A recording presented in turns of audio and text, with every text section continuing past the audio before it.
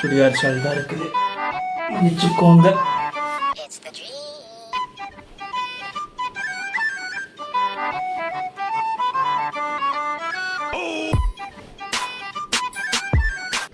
வணக்கம் மாப்பிள சார், கொஞ்சம் என்ன பார்த்து வணக்கம் சொல்லுங்க. How are you?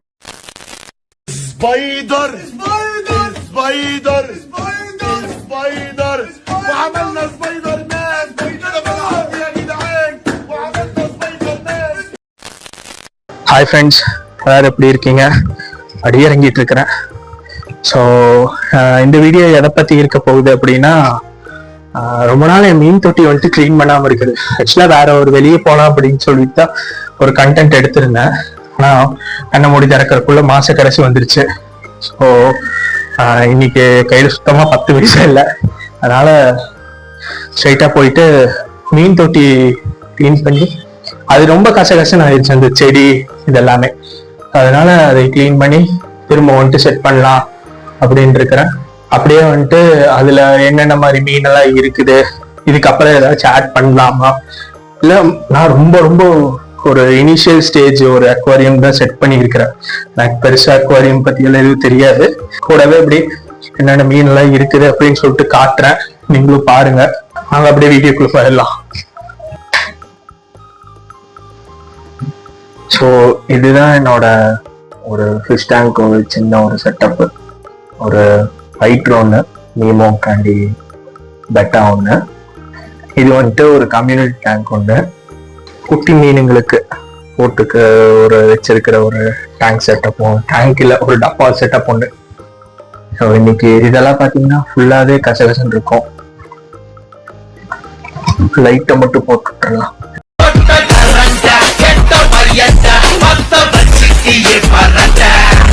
அப்படி நம்ம லைட் செட்டப்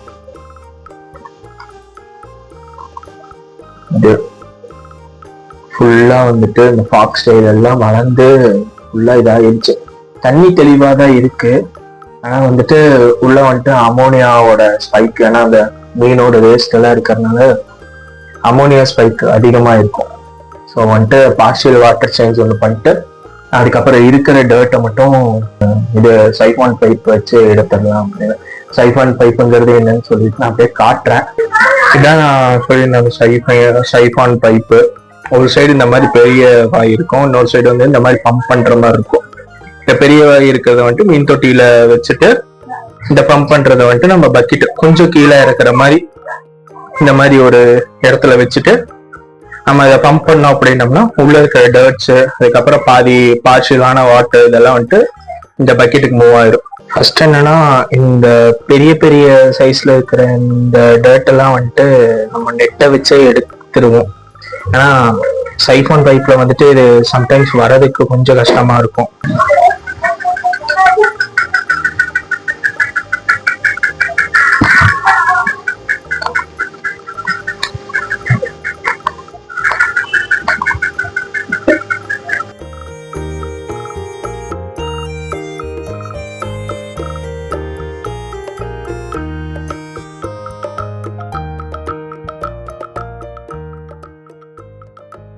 இப்போ பார்த்தீங்கன்னா தெரியும், இது அந்த டர்ட்டு இது எல்லாத்தையும் செக் பண்ணி எடுக்கும்.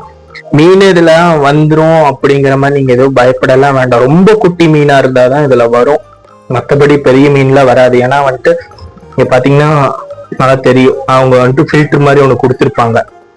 ஸோ அது மூலியமா சின்ன சின்ன அதோட மீனோட வேஸ்ட் இதெல்லாம் தான் வெளியே வரும். ஃபைனலா வந்துட்டு நான் வந்துட்டு நம்மள்ட்ட என்னென்ன மீன் எல்லாம் இருக்குது அப்படின்னு சொல்லி காட்டுறேன். ஏன்னா வந்துட்டு என்னென்ன மீன் எவ்வளவு குட்டி போட்டிருக்குன்னு கூட எனக்கு தெரியல. ஸோ இப்படிதான் இது ஒர்க் ஆகும். இந்த மாதிரி செக் பண்ணி இந்த மாதிரி ஒரு இந்த வேஸ்ட் வாட்டர்ல இதுல வந்து நிரம்பி இருக்கும். அப்படி இவ்வளவு தூரம் வந்துட்டு தண்ணி குறைச்சிருக்கிறேன். குறைச்சதுக்கு அப்புறம் பார்த்தா தண்ணியும் ரொம்பவும் அழுக்கா இருந்துச்சு, அந்த கிரேவல்ஸ் இது எல்லாமே. அதனால என்ன பண்ணலான் இருக்கிறேன் அப்படின்னா, ஃபுல்லாவே வந்துட்டு ட்ரைன் அவுட் பண்ணிட்டு ஃபுல்லா கிளீன் பண்ணிடலாம் அப்படின்ட்டு இருக்கிறேன். இப்போ மீன் பிடிக்க போறேன், நான் இருக்கிற எல்லா மீனையும் எடுத்துட்டு அதுக்கப்புறம் மொத்தமா தண்ணி ஃபுல்லா மாத்திடலாம் அப்படின்ட்டு இருக்கிறேன். இருக்கிறதுலே பெரிய டாஸ்க் என்ன ஆகி போச்சுன்னா, இந்த ஷ்ரிம்பையும் சியாமேஸ் ஆல்கே ஈட்டர்ன்னு சொல்லிட்டு ஒரு மீன் ஒன்று இருக்குது. அது ரெண்டுத்தையும் பிடிக்கிறதான் படாத பாடுபட்டேன் நான். ஐயோ சாமி, முதுகு பெல்டே வந்துருச்சு எனக்கு.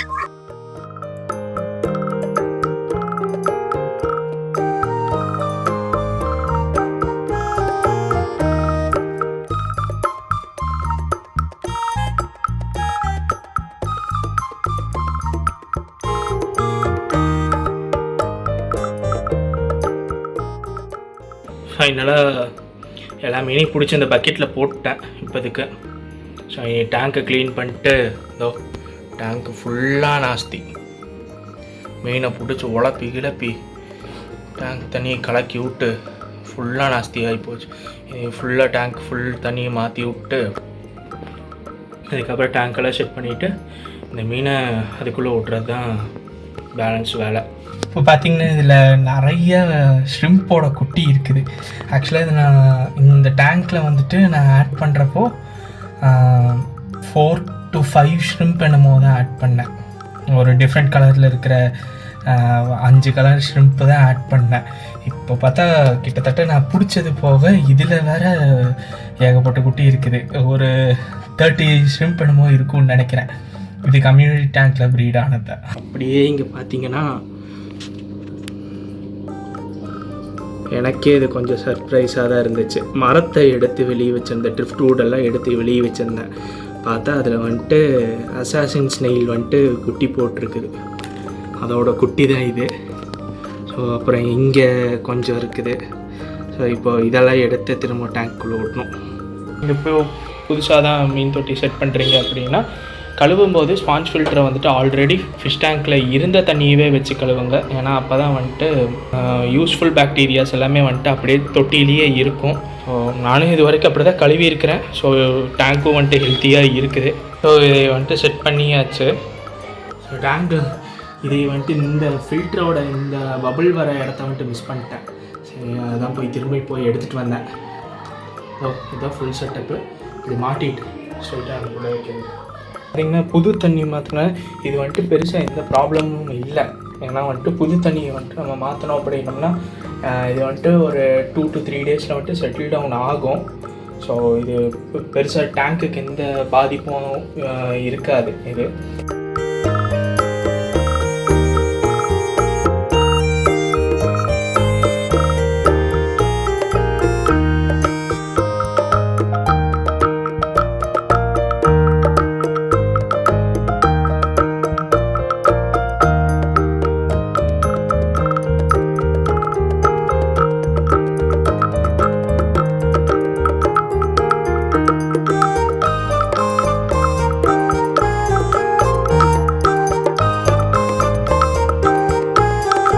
மீன் தொட்டிக்கு வந்துட்டு ஆட் பண்ணுறதுக்காக கொஞ்சம் நியான் டெட்ரா, அப்புறம் இது ஏதோ சிலோன் ஃபேன்சி டெயில் கப்பின்னு ஒன்று சொன்னாங்க. அது அப்புறம் இன்னொன்று பார்த்துருந்தேன். அது வந்துட்டு புதுசாக இருந்துச்சு, எனக்கே பார்க்குறக்கு புதுசாக இருந்துச்சு. டேங்க் கிளீனர் மாதிரி இருந்துச்சா, நான் அது டேங்க் கிளீனரில் இதோட சைஸே எவ்வளோ பெருசாக வளருமாம்மா. இது பேர் வந்துட்டு ஸ்டோன் கேட் ஃபிஷ் அப்படின்னு சொல்லியிருந்தாங்க. இதோ இங்கே இப்போ நீந்திட்டு இருக்குதுல பேட்மேன் மாதிரி ஒன்று அது. ஸோ இப்போது டேங்க் க்ளீன் பண்ணதுக்கப்புறம் இது ஆட் பண்ணலாம் அப்படின்னு சொல்லிட்டு வந்திருக்கேன். இப்போ பார்த்திங்கன்னா எல்லா புது மீனையும் ஆட் பண்ணியாச்சு. இதுதான் அந்த ஸ்டோன் கேட் ஃபிஷ்ஷு. இது வந்துட்டு அந்த சிலோன் கப்பின்னு ஒன்று சொன்னாங்க. அது போக வந்துட்டு நியான் டெட்ராஸ் எல்லாமே ஆட் பண்ணியாச்சு. ஸோ அவ்வளோதான், இப்போதைக்கு நம்மளோட டேங்க் செட்டப் ஃபுல்லாக முடிஞ்சுது. வீடியோக்கு வந்தாச்சு. ஸோ இந்த டைம் வந்துட்டு வெறும் கம்யூனிட்டி டேங்க் மட்டும்தான் க்ளீன் பண்ணேன். ஸோ இதுக்கு கொஞ்சம் டைம் அதிகமாக எடுத்துருச்சு. அப்படிங்கறதுனால எனக்கும் நிறைய வேலை இருக்குது. இதே மாதிரி வந்துட்டு இன்னும் அந்த டேங்க் க்ளீன் பண்றது இந்த மாதிரி வீடியோ எல்லாம் வேணும் அப்படின்னோம்னா இதுக்கு தகுந்த மாதிரி ரெஸ்பான்ஸ் இந்த வீடியோக்கு வந்துச்சு அப்படின்னா பண்றேன். ஏன்னா நம்ம ஒரு ஆடியன்ஸ் இல்லாம ஒரு வீடியோ பண்றது வந்துட்டு கரெக்டான ஒரு அர்த்தமா இருக்காது. இதுக்கு நல்ல ரெஸ்பான்ஸ் வந்துச்சு அப்படின்னோம்னா நான் வந்துட்டு வேற டேங்க் கிளீன் பண்றதும் ஒரு வீடியோ போடுறேன். ஏன்னா குட்டி எல்லாம் இருக்கிற ஒரு டப் ஒன்று இருக்குது. அது போக வந்துட்டு நீமோ கேண்டியோட ஒரு டேங்க்கும் ஒன்று இருக்குது. அவ்வளோதான், இந்த வீடியோ இதோட முடிஞ்சுது. ஸோ வீடியோ பிடிச்சிருந்ததுன்னா லைக் பண்ணுங்க, ஷேர் பண்ணுங்க, கமெண்ட் பண்ணுங்க. முக்கியமா அப்படியே அந்த சப்ஸ்கிரைபையும் பண்ணி விட்டுருங்க. ரொம்ப கம்மியாவே ரொம்ப நாள் ஓடிட்டு இருக்குது. ஏதாச்சும் சஜஷன்ஸ் இல்லைன்னா ஏதாச்சும் ஐடியாஸ் இருந்துச்சு அப்படின்னா கமெண்ட்ஸ்ல ஷேர் பண்ணுங்க, அது ரொம்ப யூஸ்ஃபுல்லா இருக்கும். ஓகே, டேக் கேர், பாய்.